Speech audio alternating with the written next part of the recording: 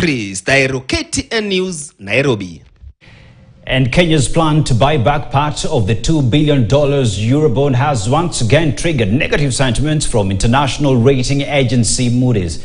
In its latest assessment made in response to queries by an international media outlet, Moody's termed Kenya's plans as akin to a default, a factor that has negatively impacted on the performance of the bond. But what options does Kenya have? Will it default or find alternative ways to pay the bond? And what impact will this have on the country? Jimmy Mbogo has more. President William Ruto's plan to buy back half of the country's €284 billion Eurobond before the end of the year now appears to have sent the wrong message to investors, making them wary of Kenya's ability to meet its debt obligation just months after international rating company Moody's downgraded the country's risk from B2 to B3 marking, setting Kenya at high risk of default.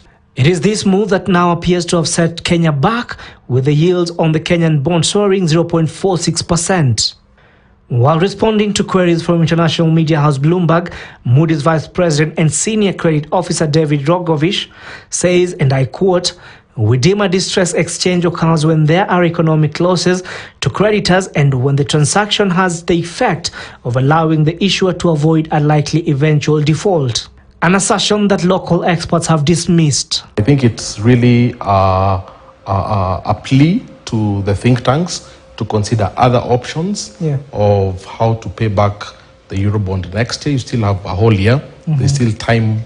Time is on our side. There's still time, but that notion that you could buy it back seems to have been punctured really by at least one of the agencies here. The experts are, however, wary of Moody's comment, saying that the continuous negative rating by agencies works against Kenya. Really, definitely, but then what it says is that, you know, it might not leave it like definitely, but it shows that the chances of not defaulting are very low. You know, they will. I don't want to put it 100%. I want to put it something like 95%, sort of. And probably it's not only Moody's. We have Fitch rating and Standards and Poor's who have also rated it negatively. Right. So that actually leaves us in a precarious situation.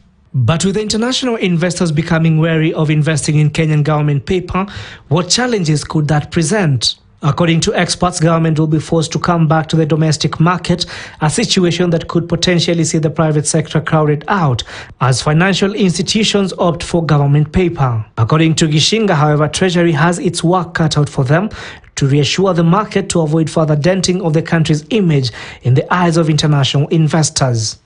Where our outlook is maybe our dollar, there could be some dollar shortage. It's sort of like some prudential approach.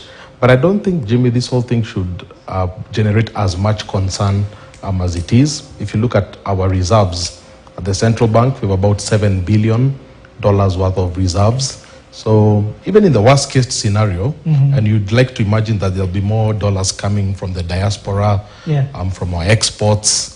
So I think it's something that the mandarins at Treasury need to reassure the market that you have more than enough dollars. It should not generate the kind of sort of negative energy that it appears to be generating online. There's still time and there's still the latitude. In its response to Bloomberg, Moody's, however, noted that its current assessment is not final, stating that, and I quote, "We need to see the details and the terms of the buyback before we can assess whether it constitutes a distress exchange and therefore a default under Moody's definition."